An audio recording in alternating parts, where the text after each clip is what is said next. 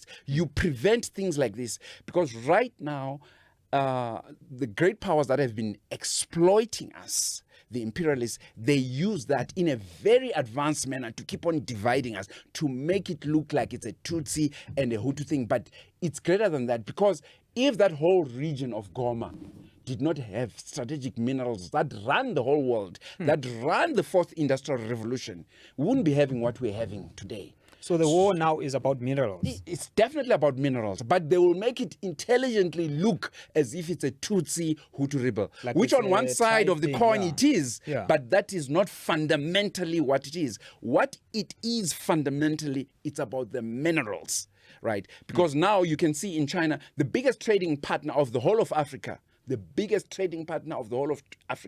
now China.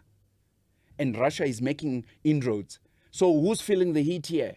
The USA. The USA is feeling the heat, Europe. right? So when they come, because they are devilishly intelligent, they will not come and say, no, we're taking over like old school colonialism. It doesn't work that way.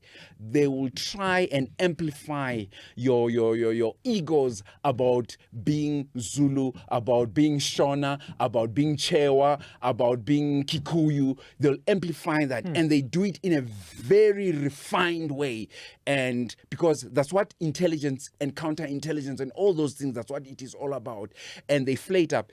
And also what they do with our leaders, as you and I'm saying this to all young men who are climbing up, as you join politics and you become active and all that, be very careful of the things that you do, because they gather information, especially in this electronic media. They gather as much information about you. Some of our leaders are very, very compromised.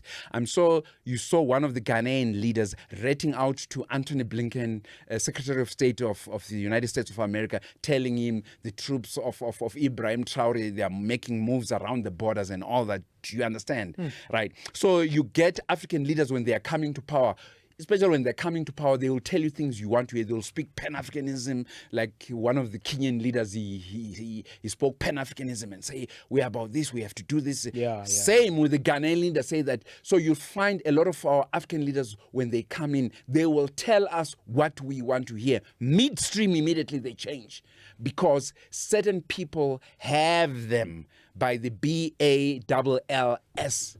And they are highly, highly compromised. So part of the contestation of how we want to bring about this free Africa is the youth and everybody else must put maximum pressure on colonizers, must put maximum pressure on Africans who are compromised and of African sellout puppet leadership. They are not going to do it alone. Everybody, what you are doing, what everybody's doing, we must not give these leaders a breathing space. Yeah. So what is happening here is because Goma is very strategic. Even from the time of Patrice Lumumba, they wanted to divide the DRC into many parts. It's not something new. Yeah. It's an ongoing thing. And they are going to come up with more strategies to bring about division. I mean, you can even hear in South Africa sentiments of Orania, sentiments of Western Cape must secede. Those are warnings. They're not joking. And, you know, when I look at this, actually you're giving me now a greater perspective, because when you're speaking about Orania, I'm thinking all of these wars, when you look at Ukraine, what was happening in Ukraine, that was a proxy war.